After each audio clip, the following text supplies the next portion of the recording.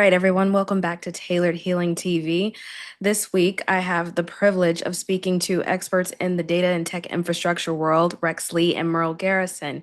We're going to have a conversation today about the tech world, what is going on with AI surveillance, walking us through the system of the Electronic Bill of Rights, and talking to them a little bit about their work. This will be a series where we are building on Rex Lee's work.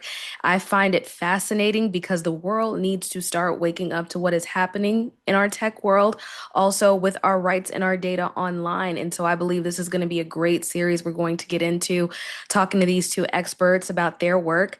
I myself have witnessed some of it on Cyber Talk TV. I've been binging it a little bit and have found some very interesting topics that I am ready to start introducing to more people, and hopefully, you all can go listen to a little bit of their conversations as well to enlighten yourself to this world that we are living in the Silicon Valley matrix. So, welcome, Merle and Rex. Thank you so much for being here today.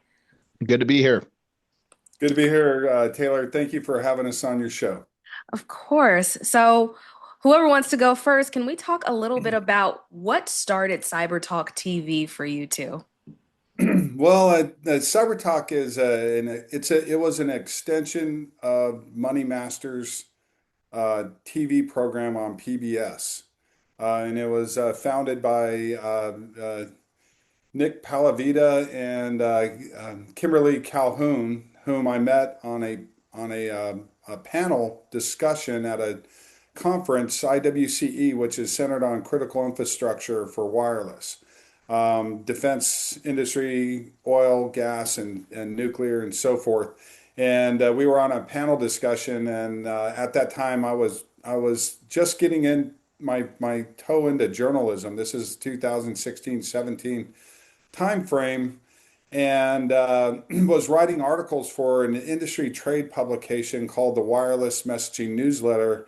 That came out of the paging industry and lasted all the way up until the founder, Brad Dye, who passed away. I credit him as the first one to publish one of my articles on technology, and this stems from 12 years of research on operating system apps, AI, and all of the technology that we see today, quantum-driven systems, and so forth. And that the origins of that, before we get to IBM TV, real quickly, that stems from my stint as a senior executive, and I helped.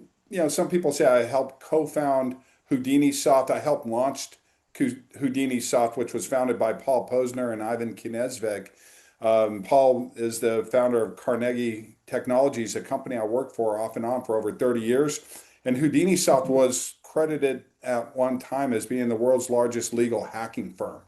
And it was working there that I discovered all the vulnerabilities in these operating systems, how they could be vulnerable to hacking, either by your local hacker sitting in their mother's basement with Cheeto stained fingers, or bad actors or state actors from China and Russia as well. But also, what I learned about those operating systems in the early days, and I'm talking about Android, iOS, and Windows, was that they could also be weaponized for surveillance capitalism, which wasn't even in our lexicon at that time, But I just knew that they could take the data, exploit it for money, and they weren't compensating me. I didn't see really the privacy threats, and all that came later. I just looked at it more or less, hey, you're taking my data off of a device I paid for, and you're exploiting it. So fast forward back to IWCE and Kimberly. She wanted to know a little bit more after I gave my presentation, a little bit more about my articles. And so I sent her some links. She read them and asked if I could write articles for Money Masters magazine at that time. And then she wanted me to be on Money Masters TV. And then later, that evolved from Money Masters TV to IBM TV, because they were on PBS, they were interviewing executives from IBM. Well, IBM wanted to get into the online media market, and so they worked out a deal where Money Masters PBS was able to own the licensing, or they were granted the licensing agreements to launch IBM TV. And then the IBM executives and got together with Money Masters and they wanted to launch a tech show called Cyber Talk TV. And that's how Cyber Talk TV was born. And so naturally, me and Merle's a fellow technologist that goes back over 30 years in the tech industry. We've known each other for Can't almost, even believe it. Yeah, yeah. that's And not that was right. it. So there it was, and brought in Merle, and we launched IBM. We launched Cyber Talk TV on IBM TV. We got to use the IBM logos. It was really cool. It was real flashy. One of the things that Merle and I hated was they made us suit up every time for our episodes where we just wanted to kind of dress casually like we are today, but we had everything was IBM controlled. The name, I hated the name because I didn't want to be boxed into technology alone, but they were the ones giving us the opportunity, and lo and behold, we became the number one program on IBM TV before they shuttered the network, and we had over 2 million views of our technology. And Merle, if you want to expand a little bit on Well, that as well. yeah, I just want to say this that being in the technology industry, I actually worked for Rex for some time, and we developed a technology. Actually, we sold a technology that was revolutionary at the time. Today, we take it for granted. It's this two-way texting kind of thing that we were doing. We were working in the paging industry, and we came out with this, and it was like, this is the latest, greatest thing, and we were out there doing this. Nobody wanted it.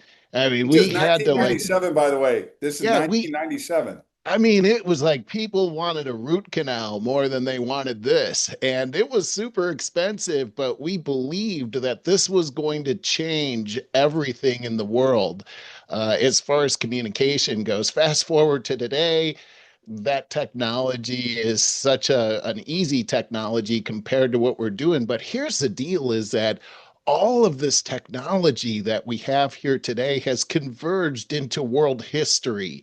And what we have here is a technology that's based on everything that's really happened over the past few millenniums, and it's all wrapped up into a technology. And I'm a huge history guy.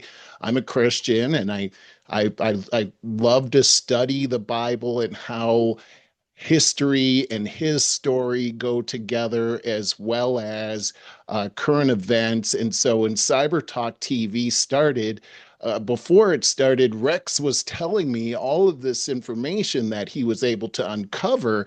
And it scared the living daylights out of me. I got to be honest, that when Rex would call me on the phone, I knew he was going to give me another download of information that he had just gotten, and my heart would start. After a while, I had the Pavlov's dog thing where I'd start to sweat. Oh my God, Rex is calling me now, and he'd say, "Would you want the red pill or the blue pill?" And I'm like, "Okay, I'll take the red pill." And then he would tell me this stuff, and I had nightmares about this stuff, and I did not want to believe it. I tried to stick my head in the sand, but Rex wouldn't leave me alone until I finally realized he is right about everything that he's talking about. So that was right around the time where we had this opportunity with Cyber Talk TV, and we started to just talk about the things that we were seeing out here. And it took off like gangbusters. I mean, it was really, really quite a thing we got to see, Rex. Yeah, it was, and at that time, after writing articles for Brad Dye and Money Masters, publishers were not willing to publish Google, Apple, Microsoft, at that time, Facebook before they changed their name to Meta. You couldn't talk about these companies in a bad way because they would reach out to publishers and tell them to recant and muscle them. But they couldn't do that in my case because I come out of the tech industry. Houdini Soft was famous for keeping it legal for the consumer to be able to stick a data cable into a device, whether it's a smartphone, tablet, or a PC, and unlock it and reprovision it. Well, the street term for that is jailbreaking and flashing. We actually industrialized hacking and commercialized it at Houdini Soft. And we were approached by the Electronic Frontier Foundation, the same group that represented Edward Snowden in 2009 to write articles against arguments, not articles, but to write arguments against the tech industry and the telecom industry. who were fighting to make it illegal for you to control the products and services that you bought because the manufacturers at that time were trying to lock you out and say, no, you can't unlock your phone and reprovision it. Well, that's again, the street term for that is jailbreaking and flashing, or root your device and get rid of all the pre-installed software that's on there and control your equipment. They wanted to make that illegal, and we wrote the arguments in 2009 that the Library of Congress upheld over arguments written by Apple, Google, AT&T, T-Mobile, Verizon, Sprint at that time. The governing body of wireless, CTIA, was also against this, and our arguments were upheld in the 2009 Digital Millennium Copyright Act. And to this day, it's legal for consumers to be able to unlock your devices. But the difficulty in that today, you can't root them like you used to before and get rid of all the pre-installed software because they lock the BIOS. So you can't even you can't even audit what's underneath the BIOS. I don't want to get into a lot of technical terms for your audience, but that's what's going on today. And that was the first time I ever saw consumer oppression through technology. And that's what So it is, Taylor. It's consumer oppression here. I mean, think about it. This is stuff that we pay for. It's our communication, and yet they were trying to use our own liberties and freedoms against us and sell us what we already owned. I mean, like we can't own our number anymore. We can't port this information from one place to another if we're paying for it. And this is really the root of this control mechanism. If you really uncover this whole thing, you'll start to understand that the powers that be want to control every aspect of our liberty and freedom. And as Rex was getting into this, I was starting to realize the much bigger picture of this, which is really rooted in tyranny. yeah. So we'll kind of, that kind of brings us all the way up to IBM TV. And then I was speaking at a trade show and this is very relevant, and we'll let you take the baton after this, All right. Taylor, because there's so much too much to digest. It's almost drinking water from a fire hydrant. But in 2019, I was speaking at a trade show, an oil and gas trade show.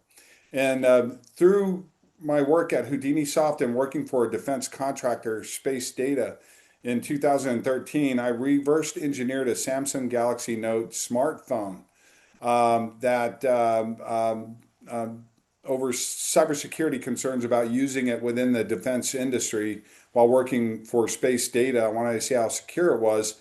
And at the end of that process, I discovered that 18 multinational companies who paid Alphabet, Google, the developers of Android, billions of dollars to gain access to me through uncontrollable pre-installed applications. We used to call this bloatware. Pre-installed software used to be called bloatware.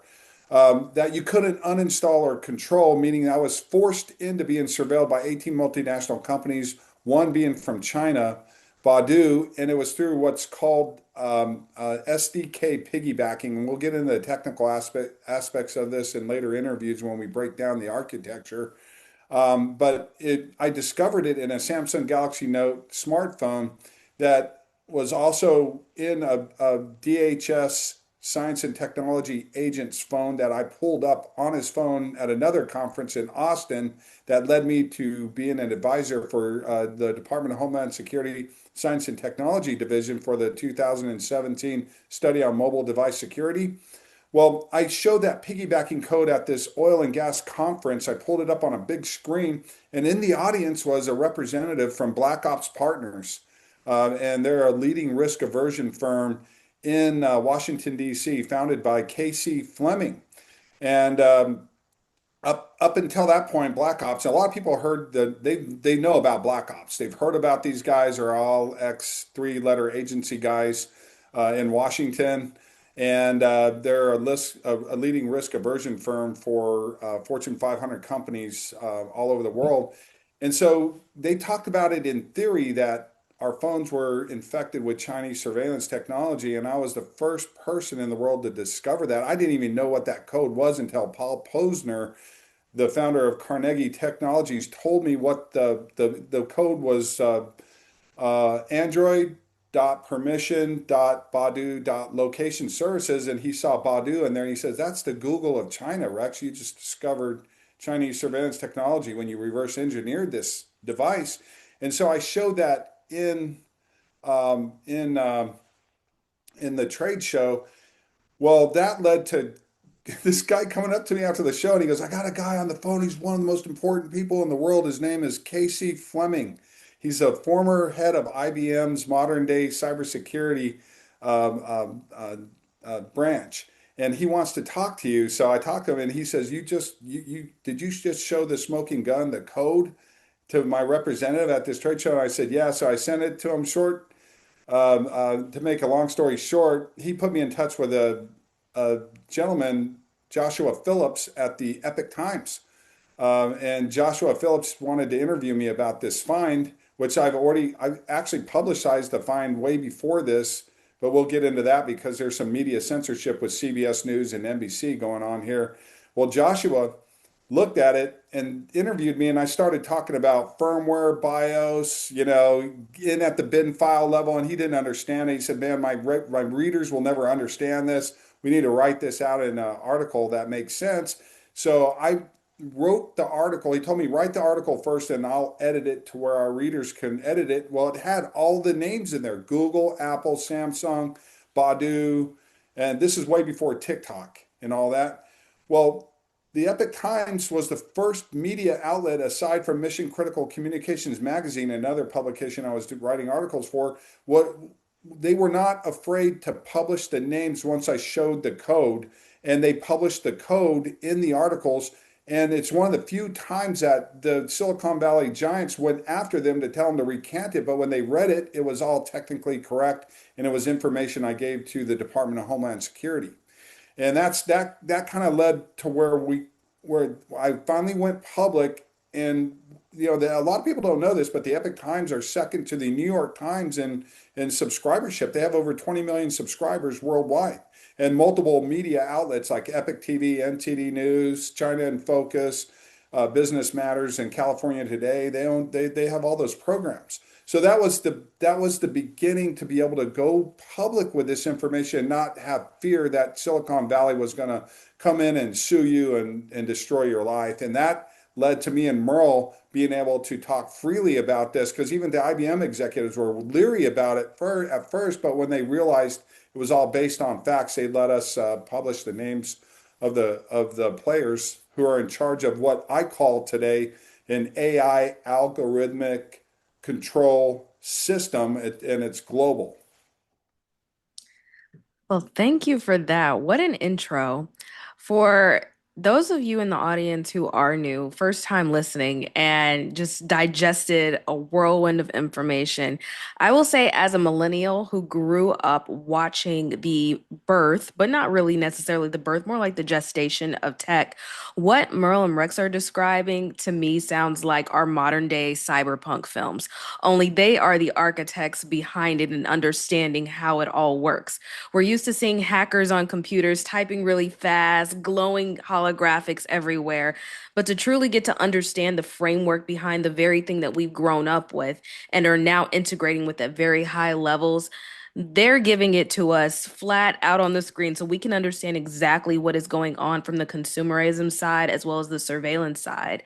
One of the things that I've gotten the privilege to talk with Rex about in the past few weeks is understanding the Electronic Bill of Rights, a project that he has been working on himself to help us kind of go back in time. Now, I'm a bit of a history buff myself, and I've been looking into the times of the French Revolution and the Age of Enlightenment. And we are literally going through this repeat right now, which is why this information is so prevalent. So, could you all tell us a little bit about the Electronic Bill of Rights? Yeah, so the Electronic Bill of Rights, and I want Merle to give his perspective because Merle has a lot to say on this subject matter. Um, you know, let's go back in time. Let's just go back, 5,000 years. Let's look at it from biblical history, because that's important, because within biblical history, you can see the dawn of what's referred to in the Bible as legalism. And legalism is simply a system that hijacks freedom for control. And if you look at it from the time of Moses and the exodus out of Egypt, that was what was going on. Pharaoh and his power structure controlled people through Egyptian mythology. They hijacked it. It was probably very enlightening and freedom based mythology that was hijacked and used as a form of legalistic control. And the same thing happened even after Exodus. If you get to the Maccabean revolution, a few more thousand years after Moses left Egypt, you saw this again, legalistic controls hijacking Judaism. And then, so you fast forward to Jesus's moment in the temple where he calls out legalism and it threatens the Herodian system of control, along with the Pharisees, Sadducees, and the Roman Empire. That became a threat, and that was the foundation for him being executed and the apostles being martyred.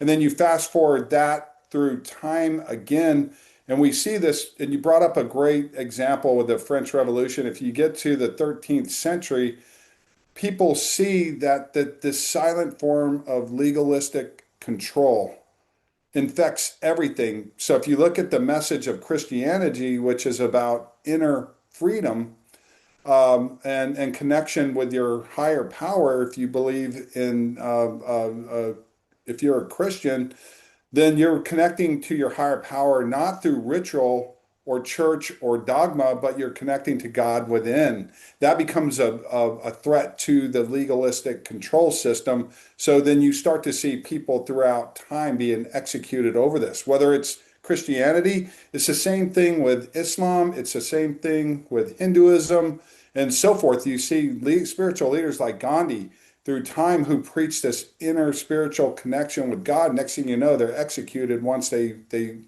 start a movement. And once this system becomes a threat, then there needs to be change. Well, nobody knew what to do about it until you arrive in the 13th century, and then you see the birth of the Magna Carta. That was it. It was like, hey, we need a democratically control. We need to fight this legalistic control that's hijacking religion, faith, mythology, and weaponize it. Even atheism is hijacked and weaponized against populations. And so there comes the birth of the Magna Carta. Then you get to 1776. The foundation of the Constitution of the United States is built upon the Magna Carta. But now you see it happening all over again. And throughout time, this is the basis of there were three Reichs up through the Nazi Party that did the same thing: the Holy Roman Empire, the Second Reich, and the Third Reich. It's all the same control system, but it's evolved to today, and it's infected our connected technology. Now that the whole world can connect together through one medium, the internet, they've come in and hijacked the internet, and they're using AI-driven algorithmic control mechanisms to now control us through the technology that we purchase and through the very products that we purchase. So that kind of leads us to today, where you see surveillance capitalism, you see big tech collusion and government. This is the most dangerous thing ever. We're being oppressed and controlled through the very products that were supposed to free us. The products that Merle and I helped launch in 1997, which, by the way, was a little known device called the interactive pager that became BlackBerry. We did the very first installations of BlackBerry. So Merle and I joke with our kids, when our kids say we don't know anything about technology, we were typing and driving before they were born. That's what I tell my daughters. And so that's kind of where we're at from a big picture perspective. But Merle, he Let can me, give a yeah, more let me weigh detailed, in and just say yeah, this, that perspective on history has proven that people don't learn from history. That's what it's proven. And Rex brought up the Bible, and I would say, take a look at the Tower of Babel. and what was happening right there. The leader's name was Nimrod, and Nimrod was the person that was leading a political power struggle. He was the one in charge. This was not a religious movement, but what was the tower for in the first place? The tower was to make a name for themselves, and they were also going to be able to access heaven because they were going to build a tower so high that they could then commandeer heaven as well. And so really what we see here is the seeds of a very satanic movement, which is combining the church and state together into one combined organization that has complete control over the people and, in fact, puts them into slavery many times without them even knowing that they're in slavery. It's brilliant for the evil makers, the evil doers.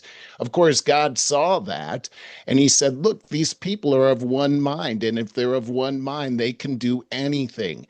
Is that right that these people could actually commandeer heaven that way? It seems like God is actually saying that. And then you see the same theme throughout the Bible, all the way to the end of what's coming, which is the Revelation. And in that, you can see the exact same thing happening with Antichrist and the false prophet, which after 3.5 years, the Great Tribulation happens. And that's when Antichrist will say he's the political leader at the time, but he will go into the Holy of Holies and call himself God. Rex brought up the Maccabean rebellion. That's exactly what Antiochus Epiphanes did when he assaulted the temple, went into the temple and announced himself in the Holy of Holies to be God. And this is the exact same thing. He was called an Assyrian, by the way, Antiochus Epiphanes, and the Antichrist is sometimes referred to as an Assyrian within the Bible as well. It's the same DNA. So I just come back to this. History has proven that we don't learn from history. This is interesting too, is that this creative force that we have here on earth comes from God, and yet it gets commandeered by evil. We've had the best technology come out over the last 200 years. We've seen great improvements, so it's not all bad. And therein lies the problem, is that it's always presented to us as this major benefit. This is going to save healthcare. This is going to save this. It's going to save that. But the price is liberty. And we saw that especially during COVID, is that if you wanted to be able to have all these privileges, we'd have to give up a liberty. And people were clamoring to give away their liberty. They were saying out loud on social media, I'd gladly give up liberty and freedom in order to have safety. This is not what God ever said. And this is exactly the conundrum that we find ourselves in. So you see this real quickly, you see this throughout Judeo-Christian history, but it's not, again, you go back to Hinduism, Buddhism. It's the same thing that Man's happened in religion. China. Yeah, same thing that happens in China. It's the same thing that happened in India or any other country. And even in countries where maybe Gnostic or atheism prevails, that too is commandeered. So it's not exclusive to one faith, one religion.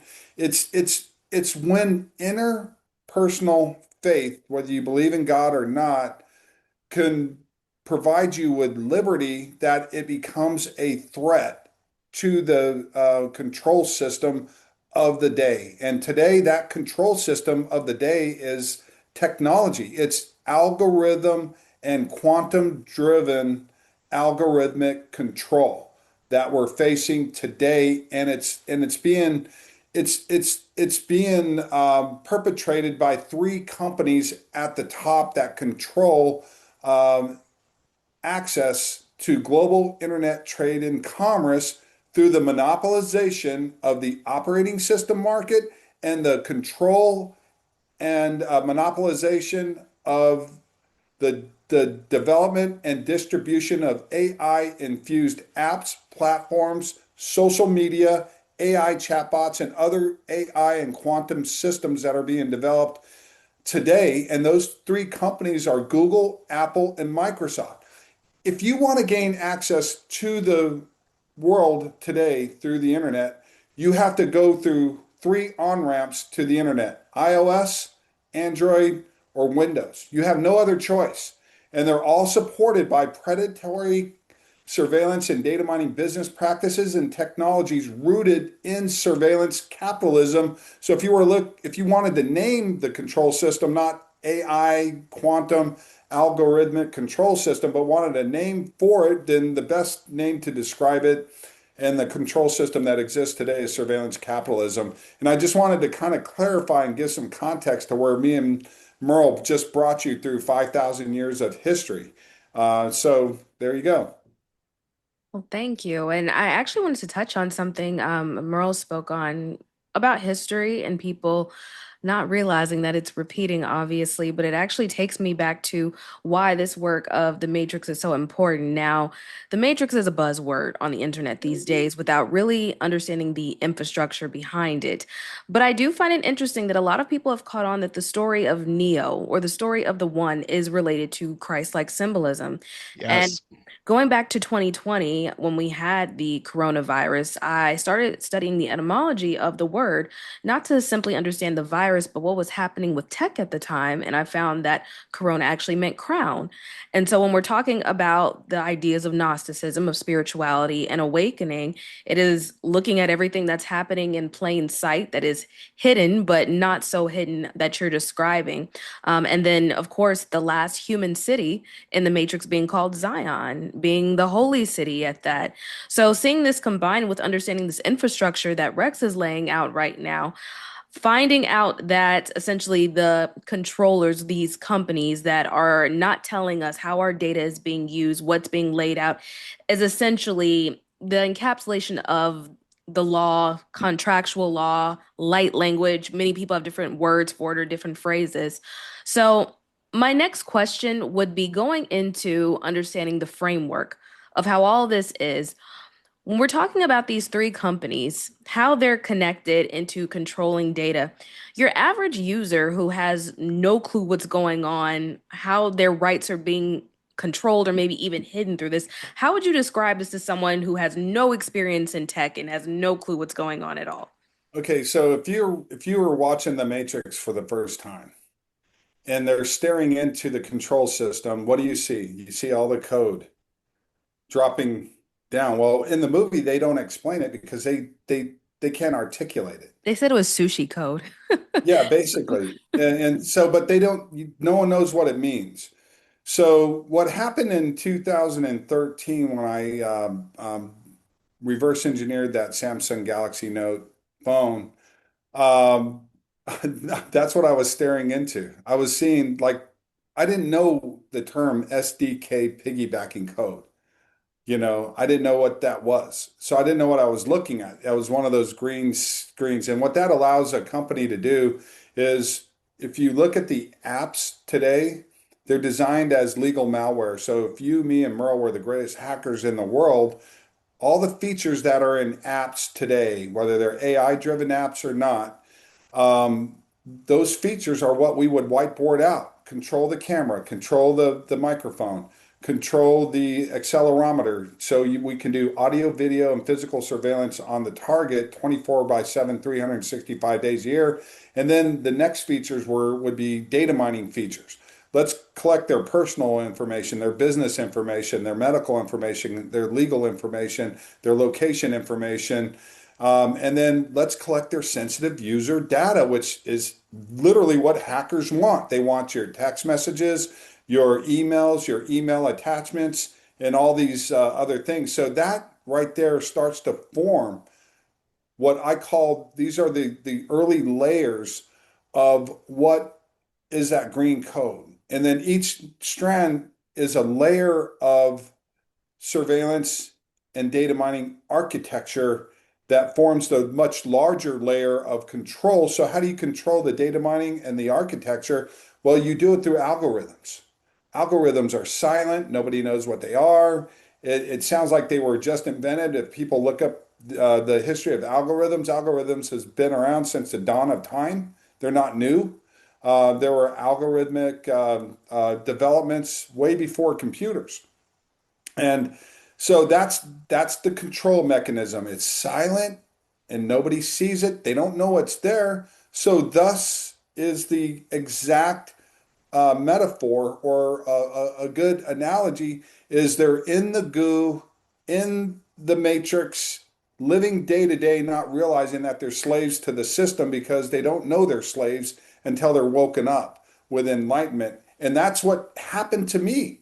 I literally felt like I was in that goo reading this, like, where does it come from? Who infected me with this? I love technology. I don't want to know this. Like Merle, I was getting sick to my stomach. It was I too. was, I was like reading all this code. I didn't know what it was, but I kept at it. And then I built I built my own matrix.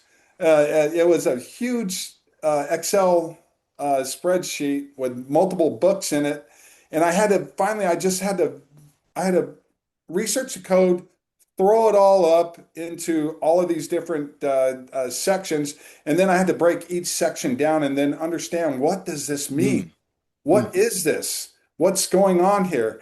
And another good comparison of this, if you ever saw the movie Close Encounters when Richard Dreyfuss meets, he first sees the spaceships and they put this vision in his head and he starts to go nuts at his house and he runs out into the yard. He can't understand why he's building Devil's Tower in Montana, or why he has visions of Devil Tower, but that's where the aliens were going to come to pick up people from Earth and communicate with us. And that vision was in his head to the extent he was breaking, he went out in the yard, he got all this dirt and he's thrown it in the house and the wife and kids are running out of the house. That's what was happening with me. I was up in my office going, holy crap, WTF, holy crap, WTF, as I started to understand what that green code was, that it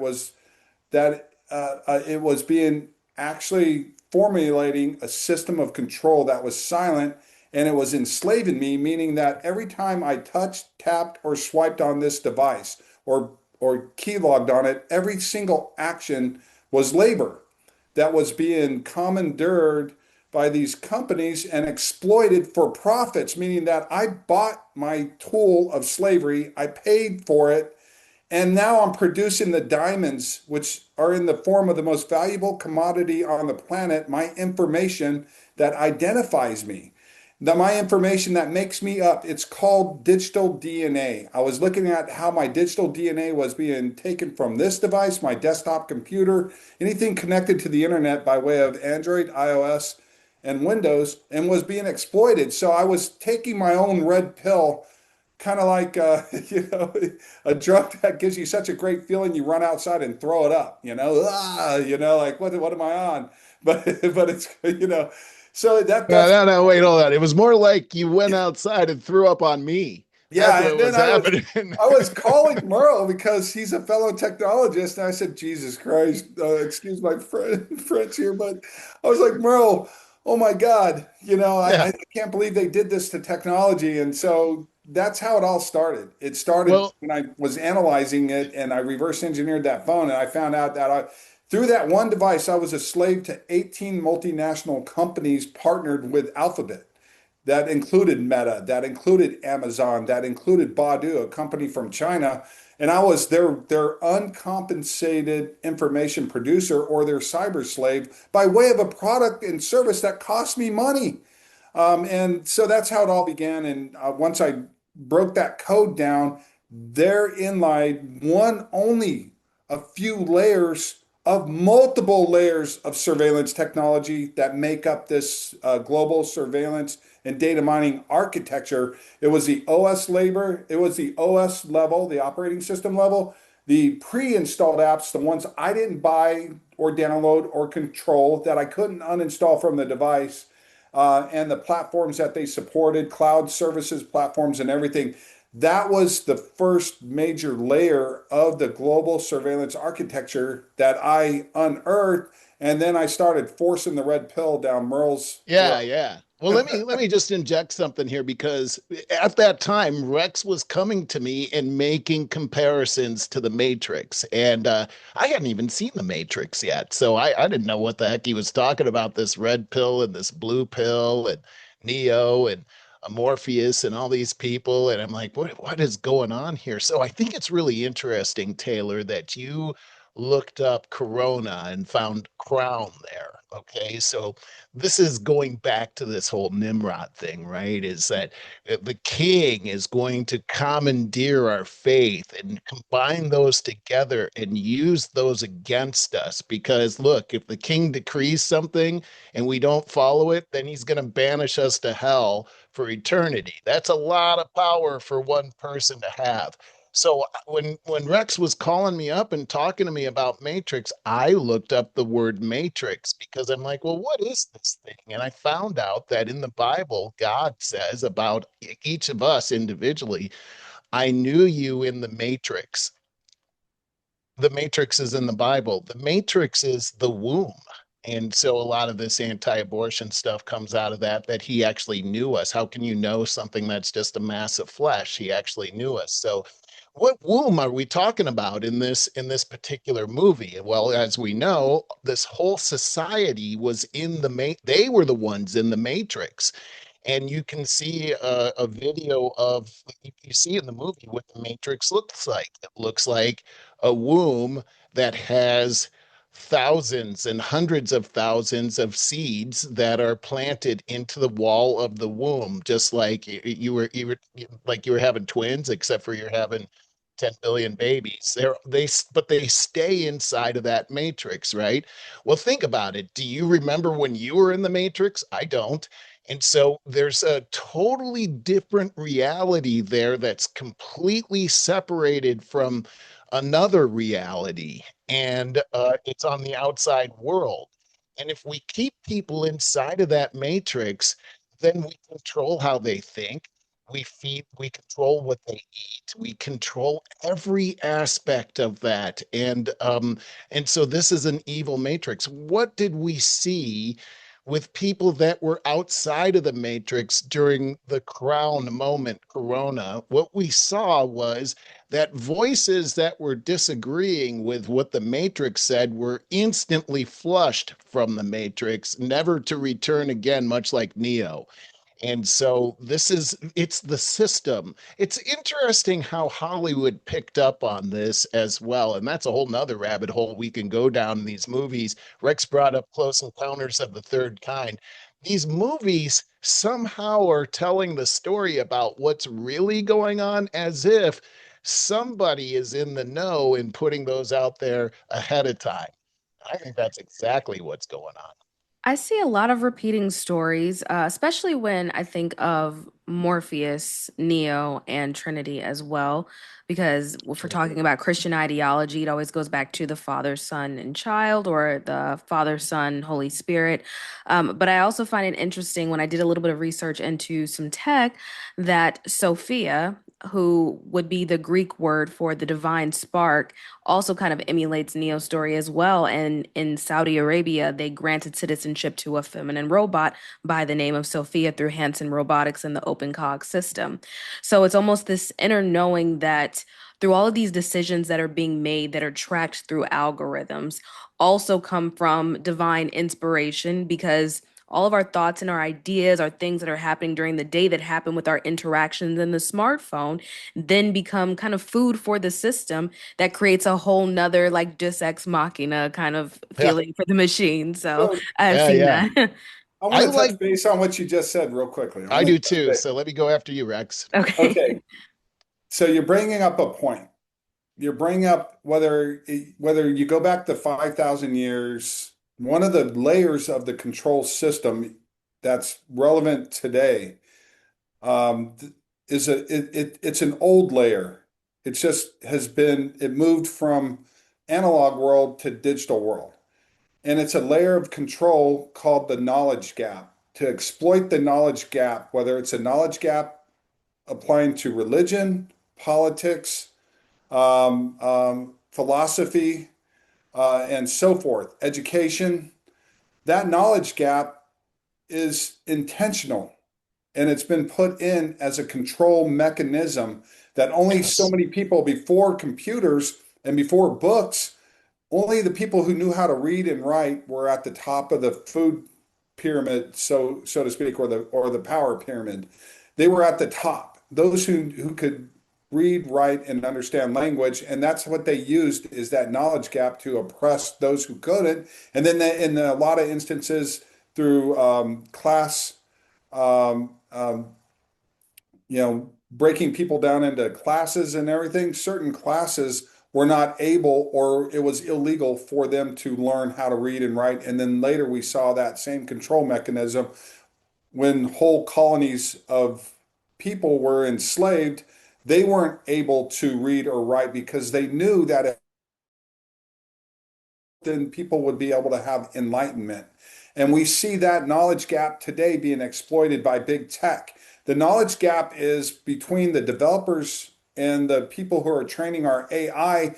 The knowledge gap is knowing how to use your computer, knowing how it operates, knowing how the operating system functions. Well, when I first started, it's one of those, although I grew up in the surf community and people like Jeff Spicoli and all those guys from Fast Times at Ridgemont High, those were my buddies. I grew up going to beach parties and everything. I was somewhat of a closet nerd. In my bedroom, I had an Atari gaming system. I had my first computer was a Tandy computer with a cassette deck hard drive. And my stepfather was in technology. My father was a cryptographer, and my grandfather was a scientist. So that was in my DNA. And my surfing buddies would come over and see my video games and my computer. Like, oh, it's kind of like Matthew Broderick in War Games. Like, ooh, what the hell do you have in your bedroom here? And back then when you bought the computer, you bought the gaming system, you had to read the manual how to operate it so you understood operating it. You were asked to program your own computers back then. So to own a computer, you actually had to know computer code, not to be some sort of coder, mysterious coder. They make coders like they're mysterious people. You had to learn how to code to program your own damn computer. That was part of it. So people knew how the technology worked.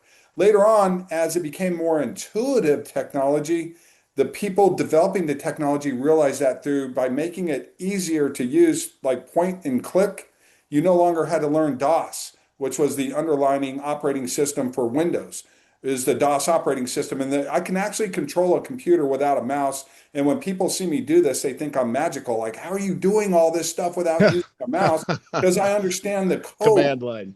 I had to. Back when I came up, we didn't get a mouse with our No, we computer. didn't. There You had was to no know point and code. click. You either Right. learned it or you didn't, or it became a brick in your bedroom and you didn't know how to use it. Right. So that's the knowledge gap. As technology became more intuitive, that's where the opportunity lied to be able to Mm. then make it so easy that people don't have to understand how to use it. And then suddenly your computer came with a operating system that asks you to click on I agree, which is a contract of adhesion that forces you to participate in surveillance business practices. The legal layer of the matrix now comes in where to use your computer, your phone, your car, you have to click on this agreement that's an exploitive, predatory agreement that says we can take 100% of your data and surveil you 24 by 7, and you can't do crap about it. And we're going to take that, all the data you produce, and go make money with it and go pound sand, and that's what's going on. And it's that knowledge gap that's exploited from throughout history. Yes. Yes. Throughout That is history, it's the knowledge gap that they utilize against the public. And that's part of these interview process. Let's break that knowledge gap down. Let's break the walls down by educating people how all this stuff operates so that they know what they're using when they tap, swipe, touch, or keystroke on their devices. And Merle, Well, let me just by say all this means. and just elaborate on what you're saying here. And going back to the movie The Matrix, notice the vehicle that they're traveling in is called the Nebuchadnezzar. This is what we're talking about right now is this technology. What Rex is talking about is that technology is revealing to us the world system that's been in play for thousands of years. What did Nebuchadnezzar do? What is he about? He's a biblical figure. What he did was he was the king of Babylon, and he created a golden image that he forced everybody to worship. That if anybody didn't worship this golden image, I suppose the golden image looked like him. I've always assumed that. But again, combining these entities of government and religion together in order to control people.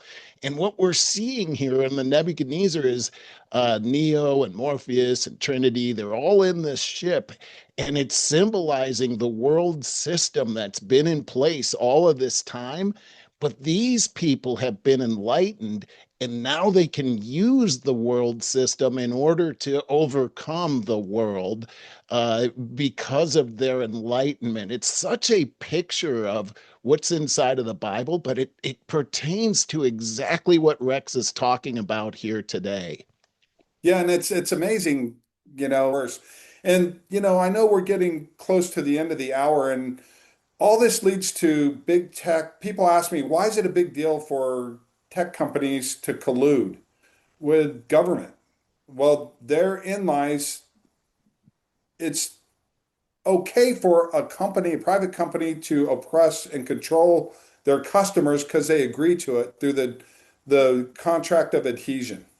That's the missing link that people don't understand. They click on I agree and they don't understand what they're agreeing to.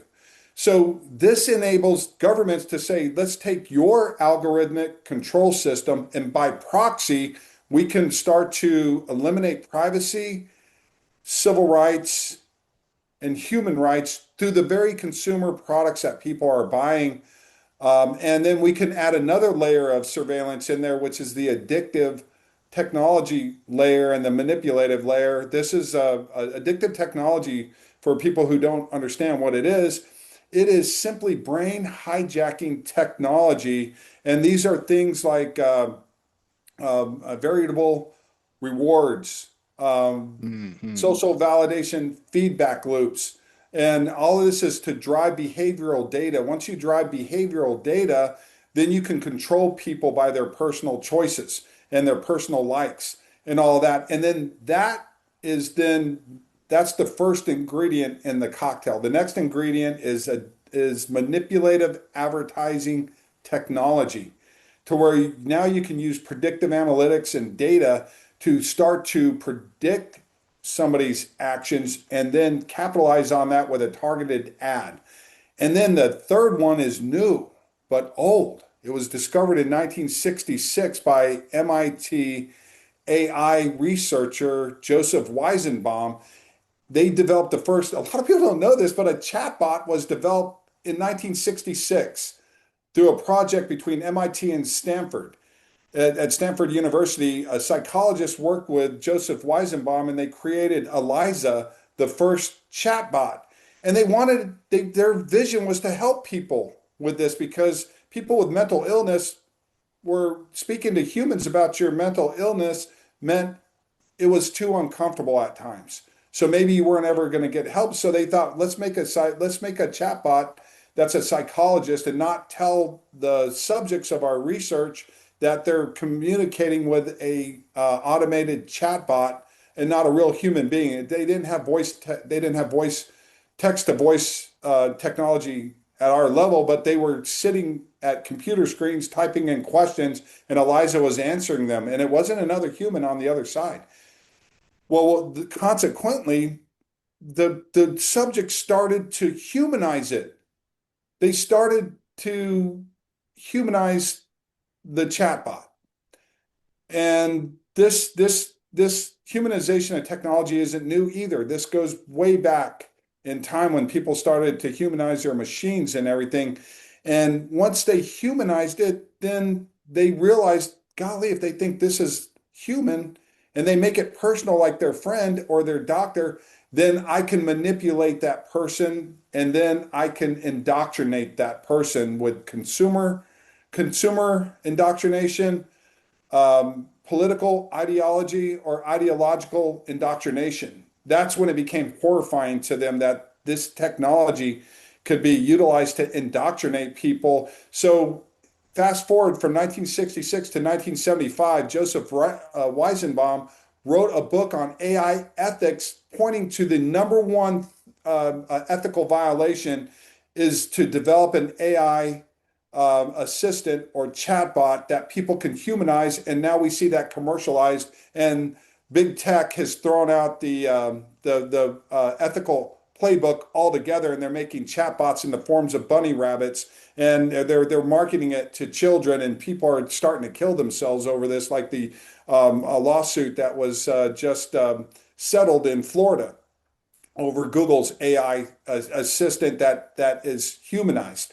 You can create your own character. You can make your own chatbot in its own likeness, and that's the Eliza effect. So when you formulate or you put that into one singular cocktail for control, this layer becomes very dangerous. It's the layer that's been killing children. Without the Eliza effect, it has already led to tech addiction, self-harm, depression, anxiety, suicide, online violence. And now when you take that cocktail and put it all together with the Eliza effect, it's basically brainwashing technology that's more destructive than subliminal advertising technology that was banned in the 21st century. So you put all that into this layer, and then now you have government colluding with tech giants with this power to eliminate our freedoms through this contract of adhesion. And let's see what's going on today in 2026 and Rex, 2025. We have right now, there were four tech executives that have been uh, they're now military. They're they were inducted into the military. Shyam Sankar, Chief Technology Officer for Palantir, who's building militarized surveillance data mining architecture globally, driven by algorithms. You have Andrew Bosworth, Chief Technology Officer of Meta, Kevin Well, Chief Product Officer of OpenAI, Bob McGrew, Thinking Machines Lab. All of these guys are now officers in the US military. And then now what happened, and this just broke yesterday. Former Trump advisor named president of Meta. Her name is Dina Powell McCormick. She was a former national security advisor to President Trump. So now you see this collusion between technology, which was exposed by Elon Musk through the Twitter files and admitted by Mark Zuckerberg on Joe Rogan's show, the CEO and co-founder of Meta, had already admitted that they were colluding with government. And now we see it amplified in 2026. And that's the danger, is this tech and government collusion, because government can say, we're not violating your human rights. We're not trying to take away your civil liberties. Well, the hell they aren't. They're doing it by proxy. And so that leads to a lot more horrifying subject matters that we can discuss in the next episode, such as tech-based hybrid warfare, unrestricted hybrid warfare, that Merle and I are very familiar with, as Merle, like myself, we're on the advisory board for Black Ops Partners, warning the world about this. I just wanted to add one thing too, Rex, from the spiritual standpoint on this. The Bible prophesies that there will be a coming world leader that will be able to make an image of himself. Sounds like AI to me, and the Eliza effect. Everything that you talked about being able to transfer an ideology to somebody else very convincingly. These images will be all over the world, and they will be the mirror image of this world leader, and the image will have the power to call fire down from heaven to destroy anyone that does not capitulate to this image's will. And So so this is where all this is leading to, which is why this is such an important conversation today. Go ahead, And then it Rex. leads to what topic? The need for an electronic Bill of Rights. We need an electronic Bill of Rights.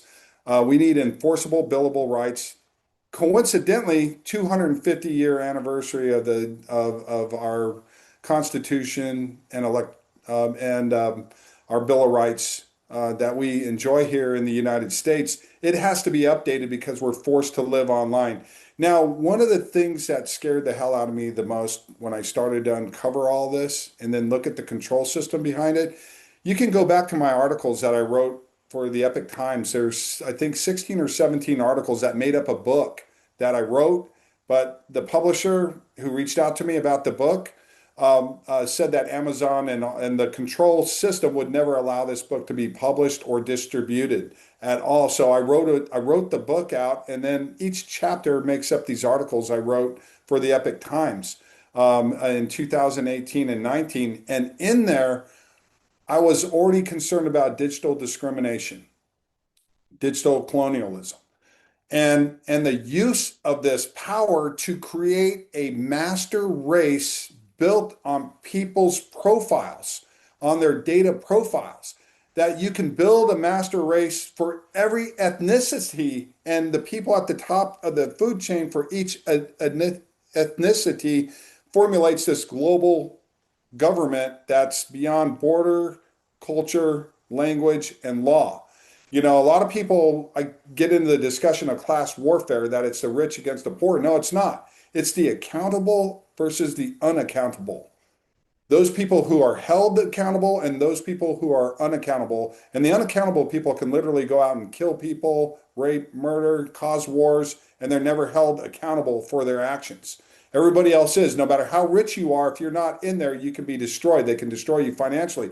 Well, in the old days, the systems of control would focus that in on genocidal warfare and to go in and eliminate your competition through ethnicity and ethnic cleansing and genocide. Well, they don't have to do that anymore. We're all forced to live online, and now financially, we're going to be forced to live online because of digital currency.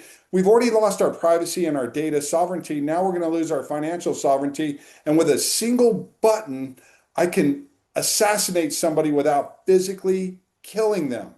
I can deplatform them financially, and I can deplatform them from the Silicon Valley matrix we call the World Wide Web and marginalize them and visibility filter them or out and out deplatform them. And I think all three of us have had, I know you have, Taylor, on TikTok, I on LinkedIn and what used to be Twitter. I mean, X, what used to be Twitter. I've been deplatformed on those social media platforms several times. And that's how they do it. Once you become a threat, then they can marginalize you, visibility filter you, and then digitally assassinate you through deplatforming. And now, back then they could deplatform me, big deal. I still have my bank account intact. I still have access to my finances. And now with a single button, they'll be able to eliminate that. And then next thing you know, you're walking down the street pushing a shopping cart, yelling and screaming at society. You know, that's what we're seeing today. And that's the threat. Well, we're going to go ahead and wrap up today's episode, but I do have one final image I want to show you guys. Since this is all about hacking the Silicon Valley Matrix, there is a particular scene where Morpheus is taking Neo into the Matrix and he's showing him basically the back rooms, what this is all about. And so there was one image I wanted to show you all to see just maybe two or three words you could give on what you think of this particular scene. So I'm going to share the image.